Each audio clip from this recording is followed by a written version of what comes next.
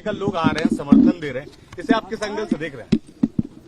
देखिए, ये लड़ाई अब खिलाड़ियों के हाथ से निकल चुकी है। ये पॉलिटिकल पार्टियों का इसमें जो है प्रवेश हो चुका है और जिसके लक्षण मुझे कम से कम पहले दिन से दिखाई पड़ रहे थे और मैं देख रहा था कि ये धरना प्रदर्शन जो हो रहा है ये खिलाड़ियों की स्वयं की आवाज नहीं है, ये आवाज बनाई गई है, सिखाई गई है। कौन से आपको लगता है कौन भड़का रहा है इन लोगों को? ये बातें बहुत बार आ चुकी है। सांसद जी, वो ऑडियो किसका था जो आपने दिया है? किसको? जो आप कमेटी के सामने बजरंग पूनिया। वो किससे बात कर रहे हैं? बजरंग पूनिया एक लड़की से बात कर रहे हैं और उससे कह रहे हैं कि किसी भी तरीके से किसी भी कीमत पर कोई लड़की उपलब्ध कराओ। क्या वो ऑडियो आप सार्वजनिक करेंगे? अब चलिए, अब तो कमेटी का जो आपने कहा कि सारे जो खिलाड़ी थे वो एक ही अखाड़े के थे, लेकिन एक और चीज देखी गई, हरियाणा पुलिस के लोग लेकिन ये कहाँ कौन से उसके बिलोंग करते हैं कि जिनको रोका भी नहीं गया था, सब नौकरी में है लोग? नहीं, आपका सवाल बहुत अच्छा है और सारे मीडिया के लोग ध्यान देंगे। पहली बार जब जनवरी में धरना हुआ, भाई आप लोग शांत रहिए, जनवरी में धरना हुआ तो उस समय कुछ ऐसे खिलाड़ी थे जो एयरफोर्स से जुड़े हुए थे। बाद में जब एयरफोर्स को पता लगा तो एयरफोर्स ने उन खिलाड़ियों को रोका। हरियाणा पुलिस से संबंधित जो थे, हरियाणा के सरकार पुलिस ने उनसे पूछा कि आप किसके परमिशन से धरना देने गए थे, लेकिन जो रेलवे के खिलाड़ी हैं, आज तक मेरा मानना है कि उनसे रेलवे बोर्ड ने नहीं पूछा कि आप किसके परमिशन से किसके परमिशन से आप धरने पर बैठे हो। और मैं ये नहीं कहता, ठीक है उनका हक है धरने पर बैठना, लेकिन क्या रेलवे का खिलाड़ी ऐसे धरने पर बैठ सकता है जहां मोदी जी के खिलाफ आपत्तिजनक नारे लगाए जा रहे हों, जहां योगी जी के खिलाफ आपत्तिजनक बातें कही जा रही हों, जहां बीजेपी के खिलाफ आपत्तिजनक बातें कही जा रही हों? क्या ऐसे धरने में रेलवे का खिलाड़ी या अधिकारी धरने पर बैठ सकता है? और मैं ये भी कहना चाहता हूं कि 8 जनवरी को जब धरना हुआ था तो जितने अखाड़े शामिल हुए थे वो साई से अडॉप्ट हैं।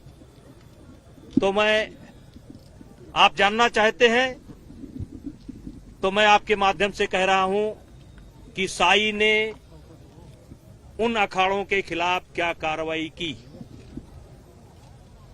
रेलवे ने अपने उन खिलाड़ियों से क्या उन्हें कोई नोटिस दिया या जो भी कानूनी बनता हो जानने की कोशिश की? नहीं की, अभी तक नहीं की।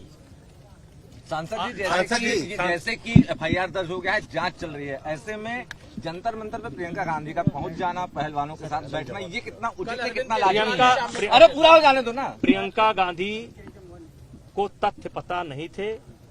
दीपेंद्र हुड्डा जो शुरू से इस कहानी के कथाकार हैं, वो बहका करके ले आए और जिस दिन उनको सच्चाई पता चलेगी, जांच की रिपोर्ट आ जाएगी, उन्हें महसूस होगा कि मुझे नहीं जाना चाहिए। सांसद जी, आपने प्रियंका गांधी को चैलेंज दिया है कि किसी भी सीट पर जाओ। अरे जिस सीट पर लड़ना चाहे हमारे गोंडा से लड़ जाए, हमारे कैसरगंज से लड़ जाए।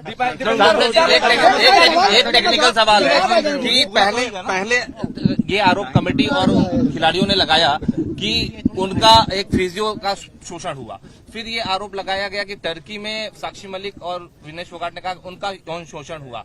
फिर जब बात आई कि आप टर्की में नहीं थे, फिर उन्होंने कहा उन्हें समय और स्थान नहीं याद है, फिर उन्होंने कहा कि मंगोलिया में उनका 2016 में जो है यौन शोषण हुआ। फिर बात आई कि वहां भी शायद आपकी मौजूदगी नहीं थी। फिर उन्होंने कहा कि हजारों खिलाड़ियों का यौन शोषण हुआ है, जिस पर कमेटी ने सवाल खड़ा किया कि आप कुछ खिलाड़ियों का नाम लीजिए। उन्होंने खिलाड़ियों का नाम नहीं लिया। क्या देख रहे हैं इसमें आप?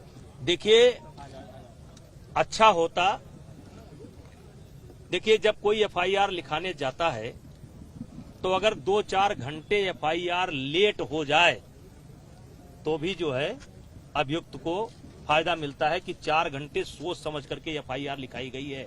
यहां तो 4 महीने से लगातार सोचा जा रहा है कौन सा आरोप लगाया जाए, कहां लगाया जाए, कब लगाया जाए। हमारे केस में तो 4 महीना तैयारी की गई है। ऑडियो है कि कोई लड़की मिल जाए। हम एक ऐसे आदमी हैं कि जो 2 घंटे की बात नहीं, 4 महीना उनको मौका दिया गया कि कोई आ जाए, कोई आ जाए, कोई आ जाए। मैं उसे फेस कर रहा हूँ। अच्छा, उन्होंने कहा कि उनका खुद यौन शोषण हुआ है। दिनेश फोगाट ने और साक्षी मलिक ने कहा था जैसे कि यौन शोषण, साक्षी तो खुद क्यों नहीं जा रही हैं? साक्षी और दिनेश ने ऑन कैमरा बोल रखा है कि उनके साथ कभी कोई घटना नहीं घटी, और जबकि वो हैरेसमेंट कमेटी जो बनी थी उसमें जाकर ये जो कमेटी गठित हुई है उसमें जाकर के उन्होंने आरोप लगाया है। तो ये बात उन्होंने कोर्ट के सामने क्यों नहीं किया? किसी को दूसरे को क्यों खड़ा करा रहे हैं? खुद क्यों नहीं जाकर के FIR दर्ज ये करा रहे सवाल हैं? मेरा नहीं। सांसद जी आपने चैलेंज दिया है, किसको दिया आपने चैलेंज? क्या चुनाव लड़ने का आपने चैलेंज किसको दिया? नहीं, वो बात के क्रम में निकला है कि अगर उनको बहुत गुमान है कि हम लोग बहुत छोटे नेता हैं, प्रियंका जी की बात कर रहा हूं कि वो बहुत गुमान है कि वो बहुत बड़ी नेता है, तो वहाँ जिस भी सीट से लड़ना चाहे आकर के लड़ने। नेताजी क्या दिल्ली पुलिस ने संपर्क किया? कह रहे हैं कि पुलिस इसमें गंभीर कार्रवाई नहीं कर रही अरे है। इतना झूठा आदमी, उसकी पूरी पार्टी जेल में जो है वो क्या अच्छा, बोलेगा? नेताजी क्या दिल्ली पुलिस ने संपर्क किया है? कौन है आपके पीछे? क्यों? कौन इस तरह के साजिश कर रहा है? नाम तो लीजिए, कौन है इसके पीछे? कौन? उद्योगपति हैं कुछ, नाम तो ले लीजिए। अब नाम ले ले तो जान मरवाए क्या? अरे जो तो हजारों, अरे क्या बात करते हो? हजारों करोड़ का आदमी है, मरवा देगा। बदमाश घूम रहे हैं 10-10 हजार। बिल्कुल खतरा, बिल्कुल खतरा, जान का खतरा है। क्या दिल्ली पुलिस ने संपर्क किया? गजब की जबरदस्ती है, गजब की जबरदस्ती है। जब सबूत है तो पेश करो। ना धागा ना सुई, जो ने कहा तो सही। क्या दिल्ली पुलिस ने संपर्क किया है अभी आपसे? अभी हमसे संपर्क नहीं किया है, और जब भी संपर्क करेगी मैं बिल्कुल संपर्क में आऊंगा, और जहां भी बुलाया जाएगा जाऊंगा। नेताजी, मेरा कोई अगला कदम नहीं, अगला कदम अच्छी बात। खिलाड़ी सिल्लारू गए थे, खिलाड़ी गए थे, जिसमें कि विनेश फोगाट के जो पति हैं वो भी गए थे, उनके साथ 4 पार्टनर भी गए थे। तो ये खर्चा या जो भी व्यवस्था थी, क्या ये फेडरेशन की तरफ से होता है? ये बड़ा लंबा सवाल है, कभी इस पर बात कर लेंगे, कभी इस पर बात कर लेंगे। खिलाड़ी इस्तीफा देने की बात। सांसद जी खिलाड़ी कह रहे हैं कि आप सांसद के पद से इस्तीफा दे दीजिए। हैं? खिलाड़ी मांग कर रहे हैं। ये पद उन्होंने दिया है कि हमारी क्षेत्र की जनता ने दिया है?